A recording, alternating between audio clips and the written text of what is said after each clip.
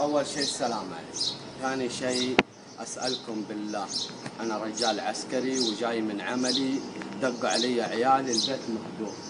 هذا البيت قدام عيونكم، شوفوا البيت. تعال يا أبو عمر شوف البيت. يا أبو عمر يرضيكم المنظر هذا يا رجال؟ يرضيكم المنظر هذا يا رجال؟ أنا عيالي في البيت هنا. هذا الرجال هد البيت. ولا استاذن ولا قال. ولا استاذن، ما استاذن ولا شيء، ولا دق ولا شيء. ويوم جيت عليهم شردوا.